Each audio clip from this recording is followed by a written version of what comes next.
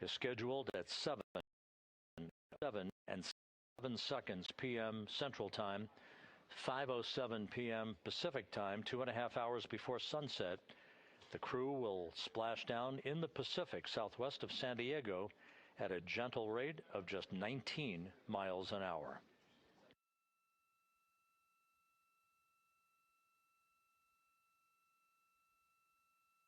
Following splashdown, the flight control team here in Houston is not done. Our work is just beginning at that point as we begin the process of powering down the vehicle. This is after we have established communications with the crew through a very low data rate system. The communications link will no longer be active through the tracking and data relay satellite system, so we're going to be going to a very low data rate system. We hope to establish communications with the crew fairly rapidly. That's not guaranteed. It depends on the orientation of the vehicle. The likelihood is the vehicle will splash down upright in what's known as stable 1. Whether it's upright or in some other orientation, we'll begin the process of inflating 5 inflatable airbags that are positioned in a circumferential manner around the forward bay cover at the top of integrity. These airbags will be inflated through helium. Those 5 airbags will guarantee the proper orientation upright for the spacecraft through the rest of the process of extracting the crew, which should take some 45 minutes to an hour to complete.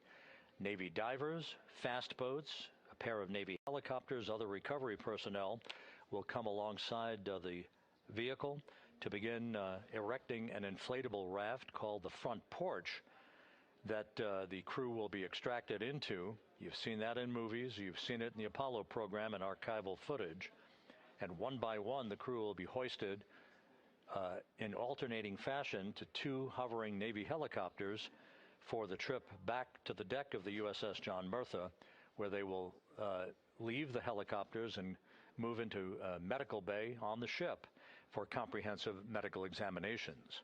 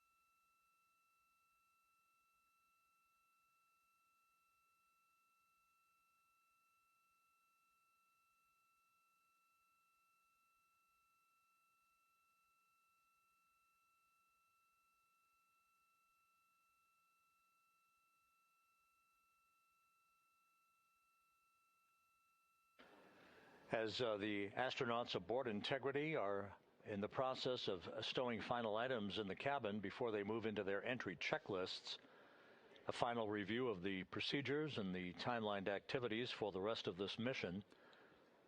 The next major milestone, once again, will be the separation of the European Service Module, which has performed valiantly throughout the course of this flight, from the crew module. That pyrotechnic separation scheduled 3 hours and 41 minutes from now. Just 3.5 minutes after that will be the crew module raise burn. That raise burn is scheduled at 6:37 p.m. Central Time. It's expected to be about a 19-second firing of the crew module thrusters in one final opportunity to fine-tune the angle of attack for Integrity as it enters the Earth's atmosphere. Splashdown 4 hours, 14 minutes from now, southwest of San Diego, where the weather is forecast to be ideal. Just some broken and scattered clouds expected, 10-knot winds, wave heights less than 4 feet. You couldn't ask for a better day out in the Pacific for the homecoming of the first crew to fly aboard the Orion spacecraft. At a mission elapsed time of 8 days, 21 hours, 18 minutes into the flight, this is Mission Control Houston.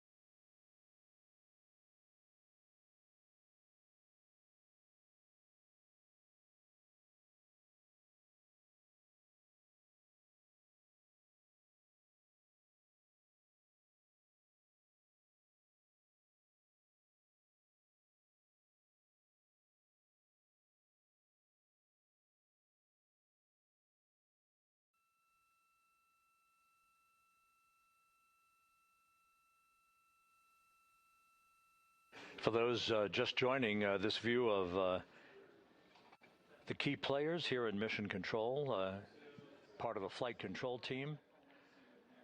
Rick Henfling, second from the right, is the entry flight director for this mission. Seated to his left is Judd Freeling, who was the flight director for Ascent back on April 1st. Jackie Mahaffey is second from the left. She is the Capcom whose voice you'll be hearing throughout the course of the afternoon and evening, talking directly to Integrity's astronauts through splashdown. Stan Love, a veteran astronaut, is on the far left of your screen. He was the Ascent Capcom. He's joining Mahaffey today as a second set of eyes on all the data that we'll be discussing and hearing from the crew during the course of their high-speed entry back into the Earth's atmosphere.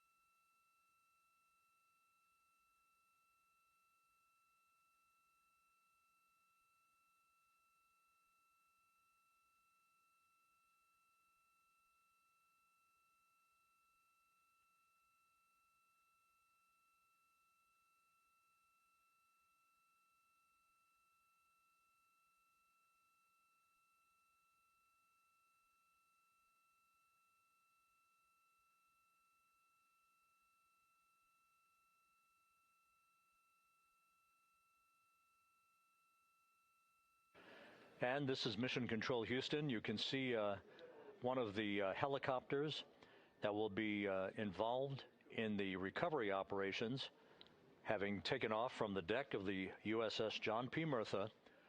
Recovery operations underway. Several helicopters will be employed not just for recovery but for imagery activities.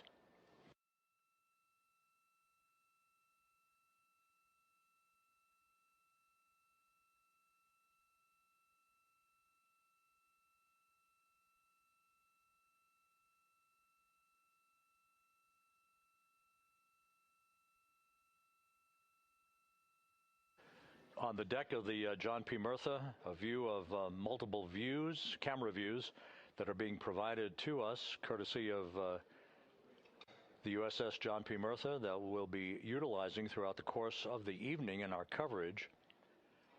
Once we start the NASA Plus coverage at 5:30 p.m. Central Time, 6:30 p.m. Eastern Time, that's a simulcast of our 24/7 YouTube coverage.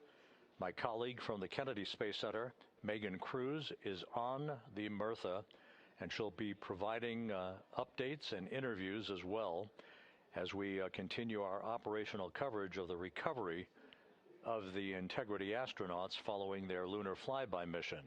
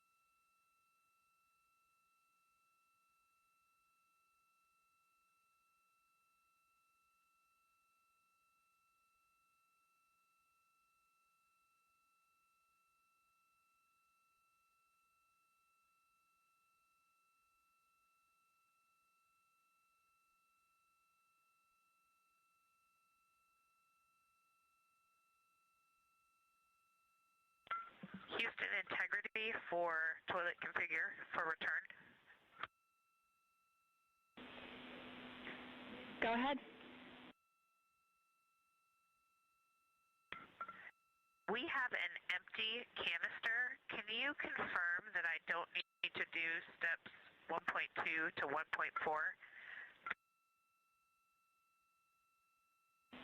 Checking.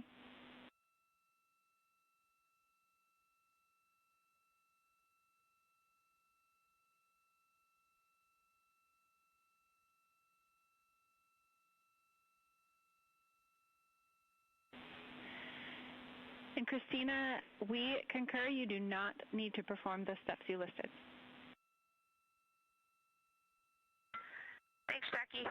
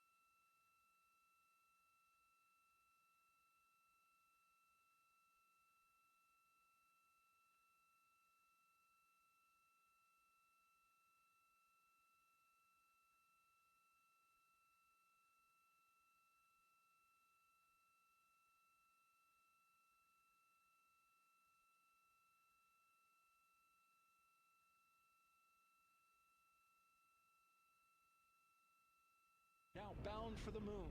Humanity's next great voyage begins. Good roll pitch. Roger, roll pitch. Houston now controlling the flight of Integrity on the Artemis 2 mission around the moon. Integrity, AMT high. AMT high.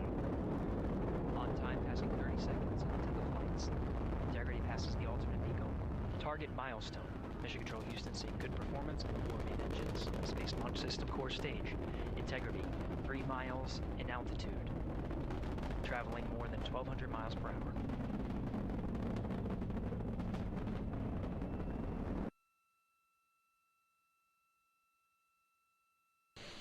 Ten, 9, 8, 7.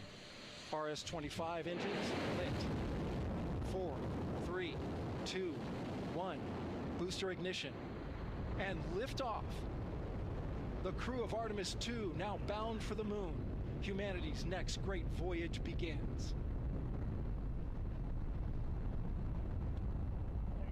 Good roll pitch. Roger, roll pitch. Houston now controlling the flight of Integrity on the Artemis 2 mission around the moon. Integrity, AMT high. AMT high. On time, passing 30 seconds into the flights. Integrity passes the alternate beacon. Target milestone. Mission Control Houston seeing good performance on the 4 main engines. Space Launch System core stage. Integrity, 3 miles in altitude.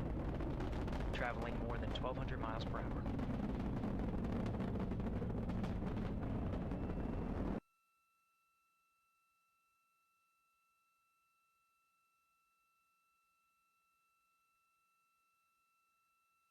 People here, and I'm sure this crowd will grow when we get closer to launch.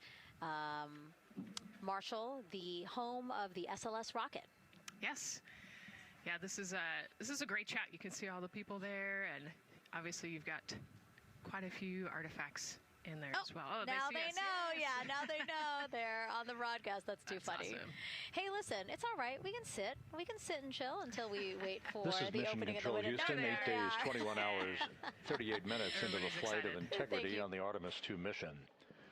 On board, all is quiet as it is here in Mission Control, with everything moving along in trip hammer fashion, in good shape, all of Integrity's systems in great shape, and the weather at the splashdown zone off the coast of San Diego couldn't be better. A forecast of go conditions with winds of just 10 knots, wave heights less than 4 feet, ideal conditions for the recovery of Reed Wiseman, Victor Glover, Christina Cook, and Jeremy Hansen following their splashdown, which is just 3 hours and 53 minutes from now. The next major milestone coming up in 3 hours and 19 minutes, that will be the separation of the crew module from the European service module that has performed perfectly during the course of the flight. The service module separation from the crew module scheduled at 6:33 p.m. Central Time. Just 4 minutes later, there will be a slight maneuver, a raise burn as it is called. This will tilt the aft end of the crew module upward ever so slightly in one final opportunity to refine the flight path angle, the angle of attack, if you will, as Integrity enters the Earth's atmosphere at the point called entry interface. That is at 6:53 and 31 seconds p.m. Central Time, or some 16 minutes after the raise burn itself. All of these events will be happening fairly rapidly as we move over the next few hours toward a splashdown of the crew and a completion of a mission that will have totaled 694,481 miles from launch to splashdown.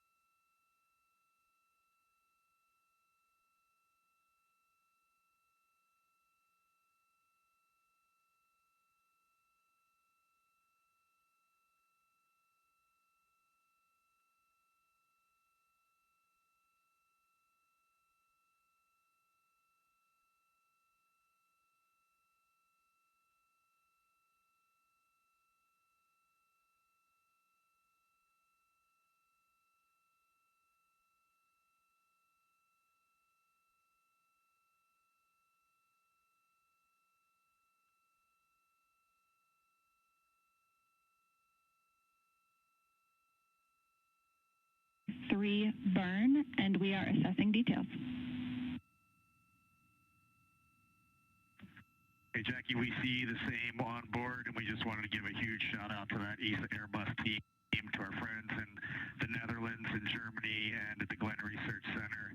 This vehicle powered us and it propelled us from the Earth to the Moon and back with extreme precision, and we are excited to be a part of your team. Looks like a good RTC-3 burn, and we are assessing details. Hey, Jackie, we see the same on board, and we just wanted to give a huge shout out to that ESA Airbus team, to our friends in the Netherlands and Germany and at the Glenn Research Center.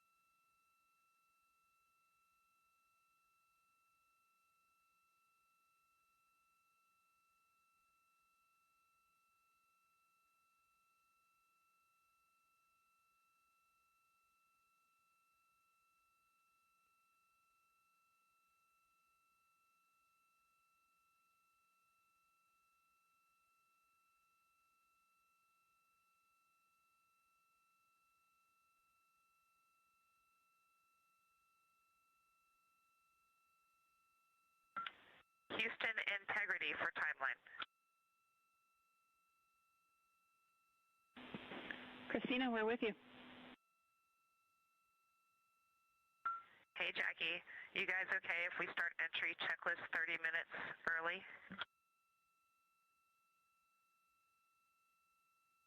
Checking.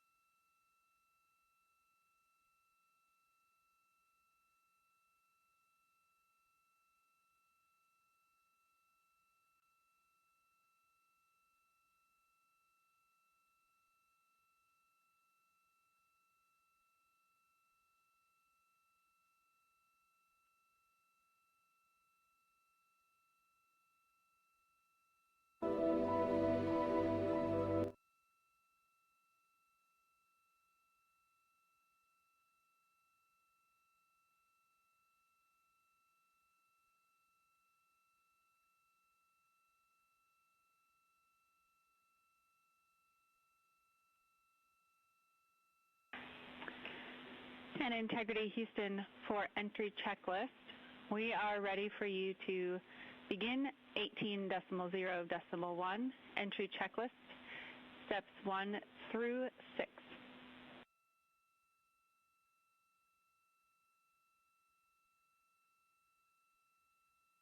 Copy, we're go entry checklist 1 through 6. Thanks. And step 3 for GPS can be skipped. GPS has been powered and it still looks good.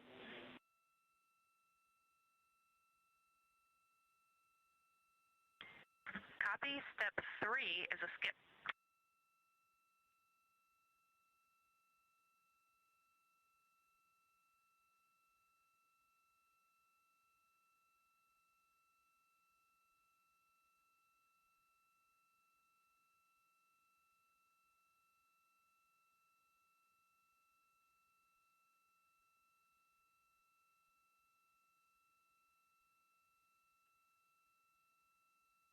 39 minutes into the flight of Integrity on the Artemis 2 mission. There is our planet growing larger in the field of view with each passing minute. We are currently 34,900 nautical miles from Earth and beginning to accelerate toward a splashdown in the Pacific for this four-person crew 4 hours and 52 minutes from now. Everything on board Integrity is in great shape. All the systems are functioning perfectly. The crew is in the process of wrapping up their cabin configuration, stowing final items that they no longer need for the remainder of their journey. They will also move into an entry checklist in about an hour and 45 minutes, reviewing entry procedures and the latest uplink messages to them before we begin the process of getting the crew suited up prior to the crew module, service module separation. All is well aboard Integrity, and the weather is go for splashdown. The USS John P. Murtha is in place in the recovery zone, ready to begin deploying its assets for imagery as well as for the recovery operations themselves.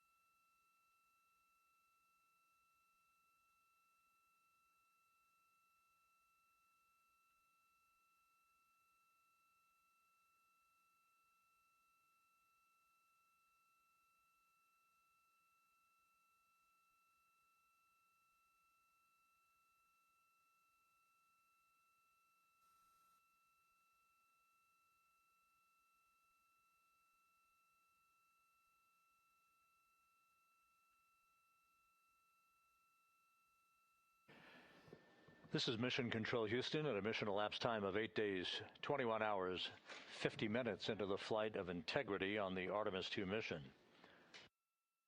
The crew is completing the configuration of the crew cabin. Soon they'll be breaking out their launch and entry suits in preparation for donning those suits and conducting leak checks as we get a bit further along in the entry preparation time frame. Meanwhile, we're looking forward to the next major milestone. That will be the separation of the crew module from the European service module 3 hours and 7 minutes from now. That's scheduled to occur at 6:33 p.m. Central Time, 7:33 p.m. Eastern Time. 4 minutes after that, we'll conduct a raise burn. This will be about a 19-second firing of Integrity's thrusters with a change in velocity of 9.9 feet per second.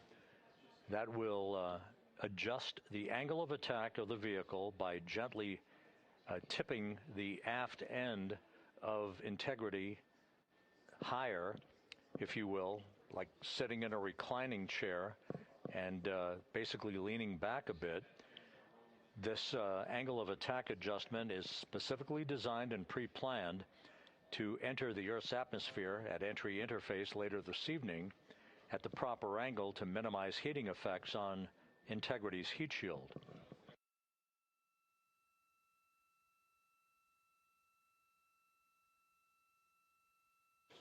It's worth mentioning once again that the difference between this entry and the uncrewed entry of Artemis 1 is that on Artemis 1, we flew a trajectory known as a skip entry, which involved an initial dip into the atmosphere to dissipate some energy, and then we lofted back out of the atmosphere briefly, then dipped back in a second time before splashing down in the Pacific. After the flight, the post-flight inspection and video analysis showed that there was an area of mechanical char liberation that was not expected. And so after extensive analysis and the review of an independent review team, it was determined to adjust the entry profile for Artemis 2 minimizing the range of entry from 3,178 nautical miles to a distance of just 1,775 nautical miles across the Pacific. So instead of 20 minutes of exposure to heating effects, today we're going to only encounter 13 and a half minutes of heat loads on the vehicle. Our intended splashdown target is about 1,701 nautical miles downrange from the point of entry interface. It will be about 13 and a half minutes from the time that we enter the Earth's atmosphere at an altitude of 400,000 feet at 6:53 and 31 seconds p.m. Central Time to the point of splashdown at 7:07 and 7 seconds p.m. Central Time. In that brief 13 and a half minute period, peak heating on the vehicle should be about 4,000 to 5,000 degrees Fahrenheit. The heat to be repelled by Integrity's heat shield, as it is for any vehicle entering the Earth's atmosphere that has a crew on board. The crew should be experiencing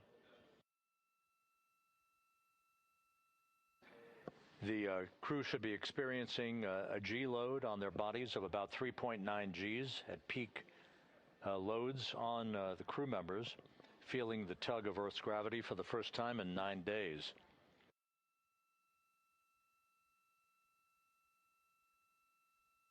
We will decelerate from a speed of 23,839 miles an hour just after we begin the blackout period of 6 minutes in duration to a splashdown velocity of just 19 miles an hour, all that happening in rapid-fire succession. Splashdown now 3 hours and 36 minutes from now, 7:07 p.m. Central Time, 5:07 p.m. Pacific Time. The USS John P. Murtha is on station. Some of the airborne assets, helicopters and fixed-wing aircraft, are taking off in sequential fashion from the deck of the ship. These are imagery assets, the actual Navy recovery helicopters that will hoist the crew out of the front porch, inflatable raft that will be erected alongside the hatchway to Integrity. And there's a live view from the deck of the USS John P. Murtha. It is a bit overcast. We do expect those clouds to lift a bit over the next few hours. We should have some broken and scattered clouds. It won't be crystal clear blue skies out there in the Pacific, but the weather is go and forecast to be go by the Spaceflight Meteorology Group. The Navy helicopters will be hovering over the spacecraft once it is powered down, and once it is guaranteed to be uprighted through the inflation of the 5 crew module uprighting system airbags that will take place shortly after splashdown. The Navy divers and Navy flight surgeon will pull alongside the spacecraft to begin the process of erecting the front porch. Then they will open up the hatch and begin to extract the crew members one by one. They'll have an opportunity to get their land legs back a bit before they're hoisted one by one in harnesses up inside the 2 awaiting helicopters. They'll be hoisted up in alternating fashion. So there'll be two crew members for each helicopter for the short ride back to the Murtha. Once they arrive on the deck of the ship, they'll be brought into medical bay for comprehensive medical exams. That is all part of the post-flight medical evaluation of these crew members as they complete their mission around the moon and back to Earth.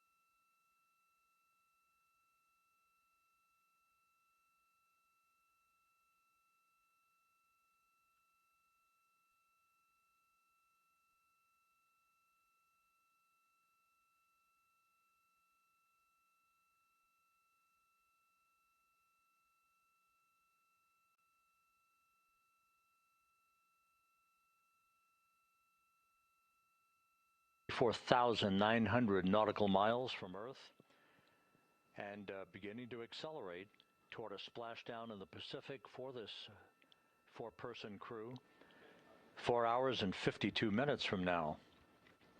Everything on board Integrity is in great shape. All the systems are functioning perfectly. The crew is in the process of wrapping up their cabin configuration, stowing final items that they no longer need for the remainder of their journey.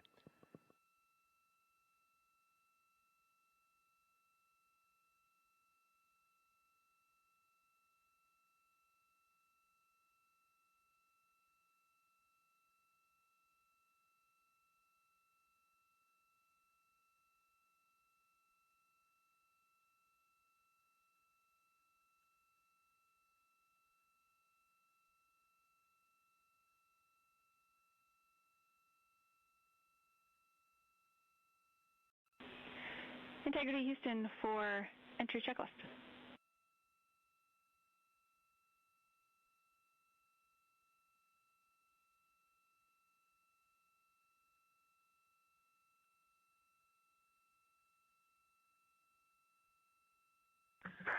Go ahead, Jackie. Hey, Reed, a couple of questions for you. We realized we didn't give you an explicit thumbs up to perform step 1.2 for the flight path angle hash mark update, so we wanted to confirm that you did in fact perform the set EI FPA limits procedure. And secondly, we want your opinion on the in and out CMIS caution. Is that something that will be distracting such that we should inhibit it?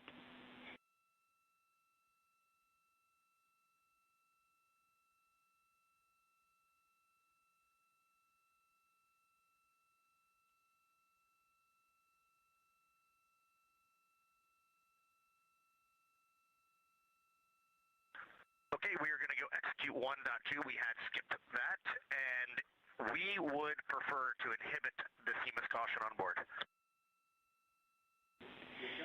Okay, we copy, and just to close the loop on that, that will mean on flight.landing you would not have a yellow or down arrow indication if that does stay below the threshold.